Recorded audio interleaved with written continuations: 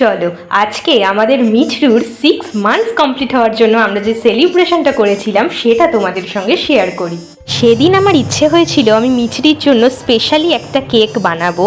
তো সেই কেকটা কিভাবে বানিয়েছি সেটা আমি কিন্তু খুব তাড়াতাড়ি তোমাদের সঙ্গে শেয়ার করব, পুরো রেসিপিটা, যাতে তোমরাও এটা তোমাদের প্রিয় পোষ্যের জন্য অনায়াসেই তৈরি করতে পারো।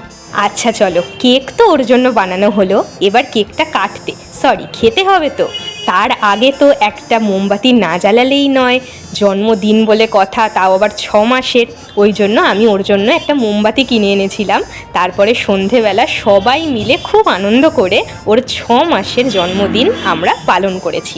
এই কেকটা বানানো আমার প্রথম এক্সপেরিমেন্ট এটা বলতে পারো, ওর জন্য কেক বানানোয়। তো আমি সেদিনকে একটু ভয়তে ছিলাম যে ও যে এই ক্যাট ফুড, ক্যাট বিস্কুট এগুলো যে খায়, ওগুলো তো সব আলাদা আলাদা খায়, কিন্তু আমি যে এগুলো সব মিশিয়ে ওর জন্য একটা কেক বানিয়েছি, ওটা ওর পছন্দ হবে কি হবে না। কিন্তু আমার সমস্ত ভয় বলো, চিন্তা বলো, সব মাথা থেকে চলে গেল যখন দেখলাম ও কেকটা দেখে ঠিক এতটাই আনন্দ পেয়েছে আর এতটা মজা করে কেকটাকে শেষ করেছে। একটা মজার কথা শেয়ার করি যে কেকটা ওর কতটা পছন্দ হয়েছে।